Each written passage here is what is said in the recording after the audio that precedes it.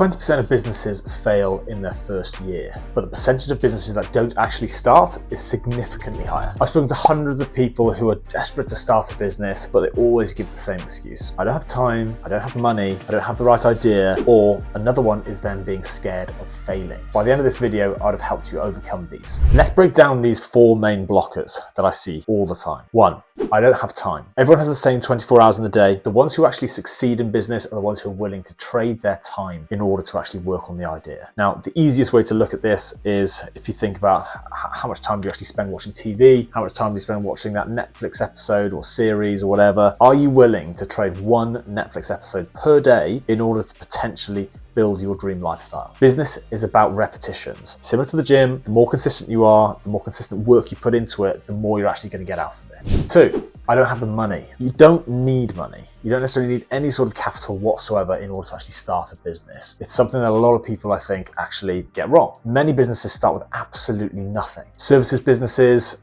any kind of sort of consulting firms, these are perfect examples of businesses that you can just go out and actually start on your own. So like, what do I mean by services businesses? So marketing agencies, recruitment agencies, SEO agency, for instance, or even things like a gardening business. You've got car washing businesses. There's a wide variety of different services offerings that you can then provide to people. So let's just use gardening as an example. So this will hopefully give you a decent business case. Without buying anything up front, you simply begin by going around a variety of different houses in a specific area, offering your services. You can even then say this: we're going to be in the surrounding area next week. We've got a couple of slots left available. Just wondering if you'd be open to us giving you a free quote in order to actually do your gardening, and then potentially look at booking in a slot for that said week. Once you've got someone to agree a time and a price, you can then go out, purchase, or even just hire the equipment that you actually need to then complete that job or task. Once you've completed your first customer's garden, that's when you're thinking, right, okay, I need to get a testimonial from this person. You need to start utilizing that in order to actually gain a little bit of social proof as well. There's loads of other things you can actually do to try to bring more and more customers on. One of which is actually offer that said customer who you've just worked with, offer them a discount for further work. Offer them a referral code. So any of their friends that they then introduce you to, they also get the discount, or they then get a kickback for any of the referrals they actually offer you as well. There's loads of different things that you can do to try to actually scale it.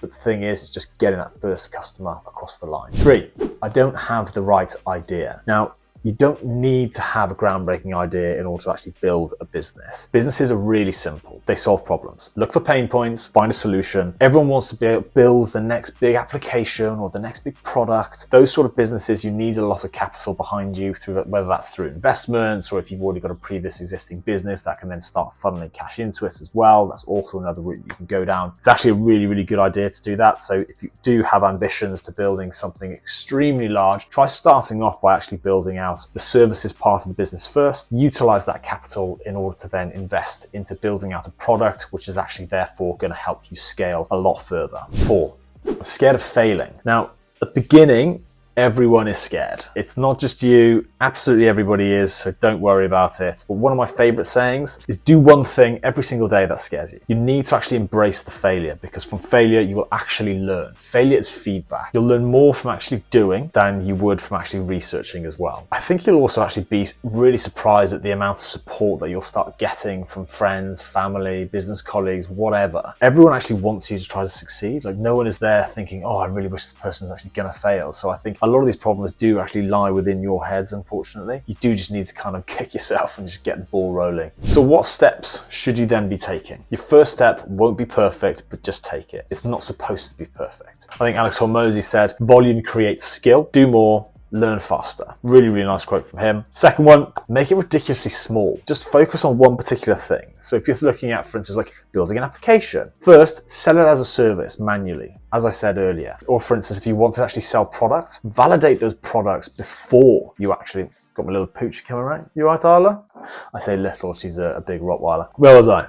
Right, want to actually sell products? Validate with pre-orders. So you can again get people signed up, gauge their interest, validate what certain price points you actually want to have that product on as well, and then you'll be able then to translate that hopefully into sales. If it feels overwhelming, you're probably thinking too big and you're probably trying to actually target a too big a market. But we go into a lot more detail on our actual in-depth course that we're building out, which I'll be talking about further down the line. We'll be launching over the next few weeks as well. That'll go into a lot of detail around how to to actually figure out your target addressable market, how to then hone in on your specific customers as well, and therefore kind of trying to actually pinpoint who you're going to be targeting in the offset. Build in public. Now, be really, really accountable for what you're actually doing. Share your journey. There's some incredible founders out there that are utilizing LinkedIn, YouTube, TikTok, Instagram, loads of these different social media channels in order to actually showcase who they are, what they're building, why they're building it, and how it's actually helping their customers. It's a really nice journey for people then to take as they're coming through, understanding the product, and then it also just builds loads of trust. Okay, they see the pitfalls, they see the highs. That's what people actually want. Like, a lot more people are actually wanting to know what the bad points of business are, and if you're there, hopefully being fairly transparent about how you're building it, it will actually help you in the long run. Just use a skill you already have. So you don't have to start from scratch. Just think about, what do people actually come to you asking for already? That can be the idea for your first business. So like I said, you don't need money, you can find the time, don't need to have the perfect idea, and you just need to start. Another one of my favorite quotes, I actually think it's a Chinese proverb: the best time to plant a tree was 20 years ago, the second best time is now. And I think that is perfect for business. If you've got a business idea, please drop it in the comments below. I'll be responding to every single one of them and seeing if I can actually help you take that first step on your entrepreneurial journey. If you do want to have a full breakdown as well of a variety of different business ideas that I think are going to be working in 2025, that'll be coming up in a further video, so make sure you hit that subscribe button and join in.